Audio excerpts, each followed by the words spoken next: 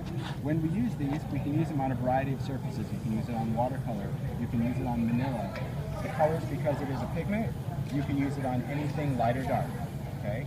Same color. Whereas a marker, we have that translucent nature. You can never color that on a marker. Now, unlike coloring with a marker though, usually when we're watercoloring, we try to put less marker on the surface because we have to blend it out. Crayons, completely opposite. So I'm going to color a lot with the crayon. I'm going to take a water brush. Now here where I just add just a small amount of crayon, I'm going to get a little bit of blend. Where I totally saturated the surface with crayon, I'm going to get a full blend of color. So completely opposite, because this is a pigment. So this is a pigment that the more that's on the surface, the more you can pull across the surface. So when you're coloring something, you would go in with your crayon and you would color the outline of it, the outside, and that's going to give you the ability to take that and pull that in to blend it out. You can also use these crayons on your craft sheet or any non-porous surface and still use that as a palette. These are never going to dry up or dry out. You can mix colors. If you want to take a couple of colors, you can still combine a color. If I blend one direction, if I clean my water brush, blend the other direction, I can keep that color integrity, or I can mix to an entirely new color. Okay, so you still have that ability to mix with these and never contaminate each other, so you can color directly on top. Another great thing is if you have a color, I'm just going to dry that because it's wet. If I want to lighten the color after it's applied, I can go over it with picket fence. So we do have a white crayon. That's going to allow you to go right over the top. I can smooth that out and I can create a much lighter color. Or I could combine them at the same time in watercolor to get a totally different color. So let's talk about different surfaces to apply them on. We talked about working on watercolor cardstock. Let's go over here to manila. Now these colors are going to be water reactive, meaning I'm still going to be able to watercolor even on a manila surface, which usually with markers this would have already been done. One little line would have not moved at all. It allows me, no matter what the surface is, to blend. But if your surface has a coating on it, it's going to give you even more playtime. So let's talk about some of the surface coatings. We've got this guy, and this one over here. Another new product to the Ranger line are collage mediums. Now, collage medium was kind of this hybrid of the different mediums that we had. We used to have a product called Glue and Seal. We discontinued that this year. Glue and Seal, found outside of Wendy, this is just standing here, was too wet of a medium. When we applied it to a lot of papers, I found that it was buckling when I was trying to add a lot of layers with collage. And multi-medium, which we still have, I found was a little too heavy when I was trying to layer papers. It was still very thick and very kind of slip and slide. So multi-medium I use for assemblage work, gluing metals and buttons and wood and things like that. But collage medium is really designed for papers and fabric. And for those in my class, I refer to this as a drawing time of now. Put it on, it's done. It comes in 3 finishes. There's matte, which is a complete matte finish. Vintage, which is a tinted collage medium, which means as soon as you apply it over the top, everything is already vintage. There's no ink involved in any of this, so you can lay it down and get that perfect vintage look. And my favorite, which is called crazing, and I'll pass this board around so you can see. Crazing are these really fine cracks that are under the surface. So unlike crackle paint, where it's textured and you can feel it and see it, this you can only see but not feel. It's these little fine crackles that happen under that surface, kind of like porcelain or ceramics. And what's great about that is I can go in with a colorant and blend that out. So I'll pass that around so you can see. I've got one right here that has some ephemera and some of that crazing medium. So when this dries, and all of these mediums can dry, when I say drying time of now, that refers to when you're adhering paper. So when I stick something down, it's dry, and put something else over the top. Once you apply your top coat, probably about, I'm going to say 3 to 5 minutes, but if you were in a hurry, you can dry all of these mediums with a heat tool, including crazing, and it will craze right away. So unlike crackle, where you had to wait that few minutes to get it to start, you can hit that right away and it will craze.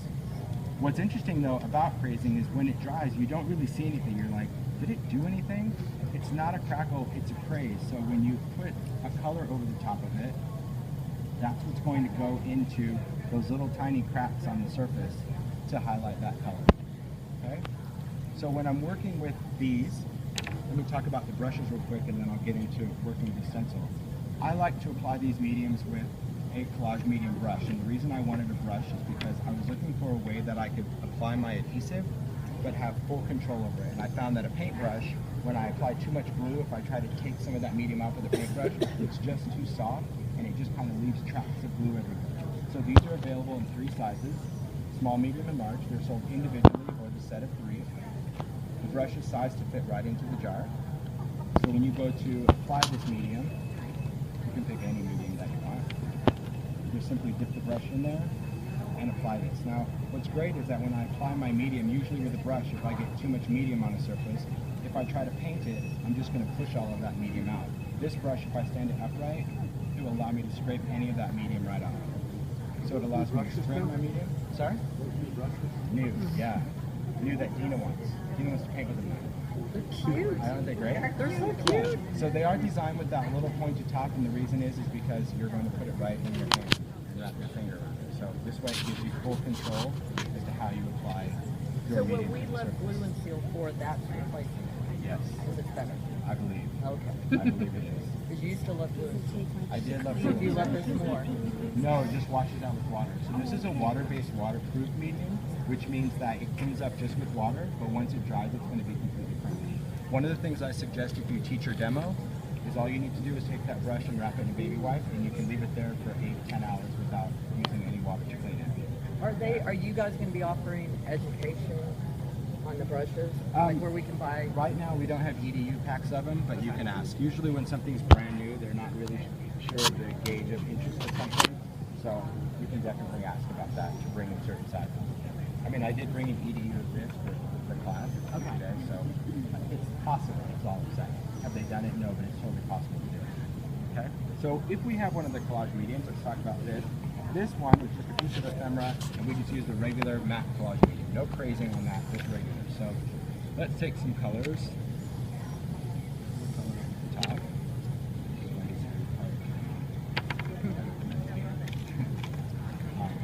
So I can just add some of these colors.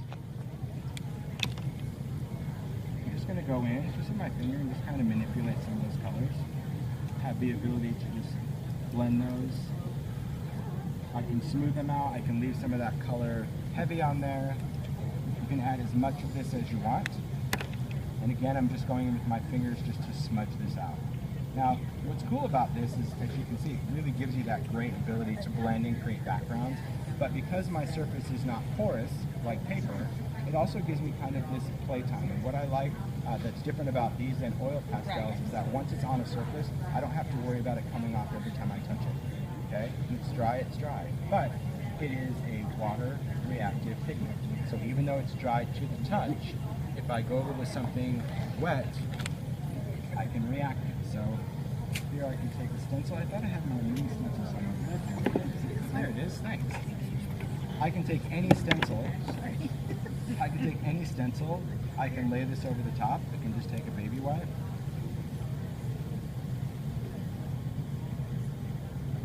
And I can remove any of that color, right? So down there, there's just another textured stencil. You can take any of that. It doesn't really matter when that medium is dry. You can do it at any time. And then you can still layer right over the top of it. So it's a real forgiving medium. So unlike paint that has that small open time, because once it's dry, it's permanent, this, even though it's dry, is still going to allow you to layer it. Another great feature about these distress crayons, they're completely stampable as far as on top of one another. You cannot stamp with these. So unlike gelatos or things that you color on a stamp and wet it, you cannot do that with these, because these are designed to have another cool feature, which is a waterproof feature.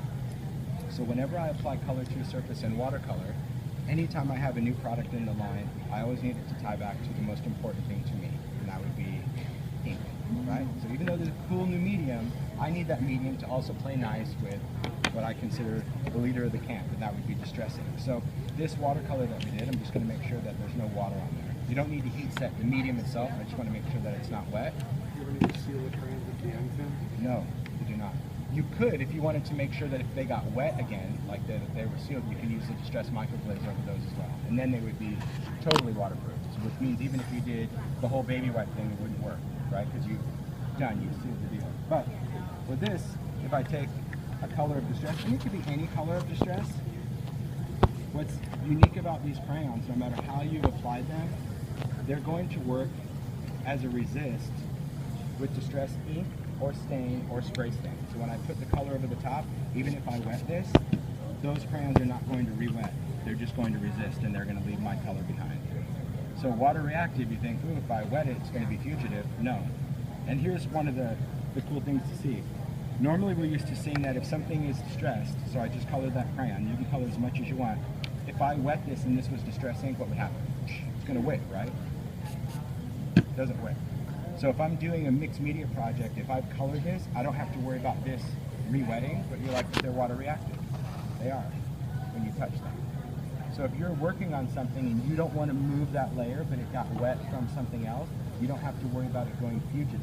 But if you're like, you know what, I want to pull some of that color in, you can take a wet brush or anything and still pull and blend some of that color.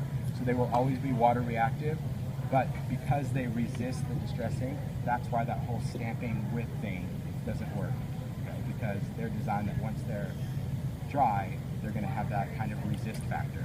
Another great thing though is these are completely stampable on top of. So the sample that's over on the board over there, you'll see that butterfly, that's stamped on top of these. That was another thing that I found the other pastels or crayons, if you will. Once you get the background of this color pastel and try to stamp on it, it tended to resist some of that.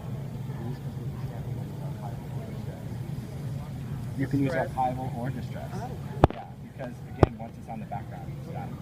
All right, so that's some of the highlights of the crayon. Another thing I was just showing people is the ability to go in and color metal. If you ever want to color metal with these, you can color right into a charm, anything, and it's going to be dry immediately. So you can fill in anything that has a word or anything with these crayons, and it's done. Dry, permanent, you can wear it. So anything that's got kind of a cool recessed area, if you want to highlight, if you're like, oh, you know what, I want to change that word to yellow, done. You don't have to wait for anything to dry. It's completely permanent on there. So unlike acrylic paint that you got to put it on, wait a minute, then try to wipe it off. But if you wait too long, you can sand it off. These really kind of do the trick. So those are some of the highlights of distress crayons. The collage mediums, real quick, I'll touch base. In addition to the large jars, we're also doing the sampler pack. It's rolled into there. Rolled into there. Thanks. So all three mediums are sold in one pack. We've also done this with our texture paste now, because a lot of people are like, I don't know if I want matte or transparent gloss, so having a sampler pack is really cool because they can buy these minis, they can refill them from the big ones, so they can have a travel set as well as kind of a studio set. Also new, we have our new mini spray stains. With the success of the mini distress inks, we did these new spray stains. These are in a 1 ounce little spray bottle. Besides the cute factor, they're very convenient for travel. If you're going to put a lot of colors, they're refillable from the large bottles, which is great. All 60 colors? I wish. 12. 12. Because I'm like, they'd be so cute if these are like, I know, but at the store, where do we stick it? I know, but well, they're in a rack. They're in a little rack of 12. They're cute. It's going to have to be 60 because you know you'll bring it out. Well, that's what I hope. Because I think people like mini stuff and they want to have a lot of colors. It's well, they start with that, then they buy the big. Oh, we hope. Yeah, because you want to refill it. Bigger the one is the closer. Okay, thanks. Another thing that's new is the distress marker storage tin. So this is a tin that's designed, of course, to store your markers on their sides, how they should, horizontal. You can see in the window the colors. I like to work from the can, so I stand it up like a coffee can. I can use my colors, but it's also designed for people that like to use their markers kind of a palette, so the lid is designed that it stays angled. So if you work on a surface, you can pull out your colors that way as well. So whether you like to use it angled or standing up, that's what the can is designed for. And then it locks it closed so you can store it on the side. It holds 70 markers. It's only 61 colors because I wanted some room for a water brush or something like that to put inside. Plus I didn't want them so packed in there that you took one and you got 6. That's so annoying. Maybe new colors? No. Alan? Yeah. Space. Yeah. Yeah, I agree. So another thing that is new to the show from the designer series is we have a couple new designer things. One is the mixed media palette for designers. We are all fans of archival ink. We all use it. But we also have our own little palettes. So this is the new mixed media palette. It's a 4-cell archival pad. So it includes 4 individual archival colors. And so each of us, I did a palette, Guy did a palette, Dean did a palette, Wendy has a palette. And we chose our colors that we could put in the archival formulation, which means it's waterproof, smudge-proof. So I've got hickory smoke, vintage photo, brown espresso, and black. And it's really nice. So even if you have a larger stamp, I don't even know what happened to my stamp. Oh, see, I'm such a wreck. But if you have a large, I had one, even on a block. I think maybe somebody needed that stamp. So that's all right. I'll do a big one. If you have a stamp on a block, just one of the easy ways to use it is just use it as a quadrant. Ink, ink, ink, ink. So you can still ink even a large stamp from this pad. It's a little weird to me. Hopefully it's the segue of doing individual archival pads in designer colors, but we'll see. Right now, Wendy's the star of that show. She's like, and I like it too. Yeah. Then we have the mica sprays. We've discontinued Perfect Pearl Mist, and when we've, as designers, found out that that was going away, we were all like, oh, but I like this color. Oh, I like this color. We all liked our own colors, but not necessarily the whole palette. They're like, well, here's your shot. You can choose your colors, and we'll sell them in a set of 3 in a mini 1 ounce. So that's what's nice. We've tweaked the colors to really match our palettes better, and each of us have our set of mica sprays. And what makes these so cool is that it is just a mica in a resin, and it does not react with any of our mediums. That's why I liked it, because even though it's a spray, it does not re-wet distressing. Even though it's a spray, it does not re-wet dilutions. So we can put it over something that we've already inked, and we don't have to worry about that ink or anything that we've stamped reacting. And it doesn't change the color, it just adds this bit of shimmer. They do not have to be heat set, I'm just heating them up. So my 3 are metallics. I have, of course, antique bronze, brushed pewter, and tarnished brass. So I wanted those metallics, and it creates this really beautiful kind of luminous look on papers, on wood. 3. Yeah, it's just sold in a 3-pack. So any kind of porous surface like that, wood, anything like that, you can do. All right. Last, your surfaces. So, picket fence. We have a new picket fence distress pad. Everybody all last year, they're like, the new color is white. I'm like, it can't be, because it already exists. We have picket fence, so it wouldn't be a new color.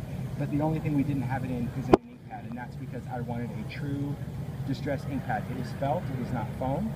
It is a pigment ink with the properties of distress, meaning I can blend with it. It will wick and react with water, so when you put it over a surface, in true distress style, if you wet it, it will react and wick. It is not embossable like a pigment ink because there is no glycerin in it, which means it dries like a dye. So I can stamp it in white and it's going to be dry.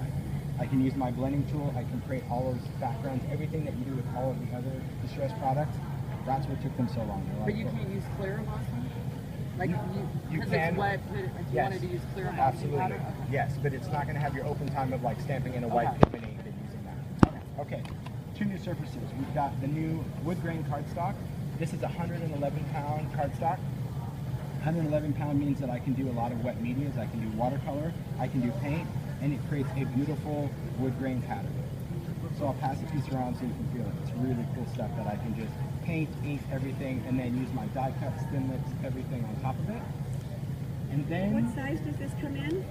that 4 1/4, 5 1/2. So it comes in just kind of your card front that you can use a die cut, punch, it's really cool stuff. So it looks great on those Suzuki sides too. And your little wood siding. Yes. So we have teamed up with the people at Yupo. So Yupo is a brand that in the artist world is a synthetic paper. It's usually a fairly high-end paper because it's sold in really large sheets. And we wanted to bring it to the paper craft arena. And what I love about Yupo, especially for alcohol ink, it's a synthetic paper. It's completely plastic. Okay? It is a piece of plastic that has all the reactive properties of paper.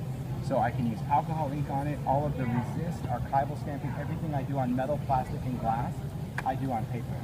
So it will work with all of the techniques, any of the alcohol ink techniques, but it's also going to give you the play to add and remove color at any time. Whereas with alcohol ink cardstock, once color is there, you cannot completely remove it. Yupo, you can completely take it away back to white at any time. Even alcohol? It's for alcohol ink, yes. So it's available in white as well as transparent. So I can use it. I mean, what's great about this versus the plastic is I can cut this with a thinner. Oh, okay. So I'm able to die cut it, even though it is a synthetic paper. So yeah, a lot of cool stuff. Okay. Thanks, you guys. Thank you. They told me I had to stop talking.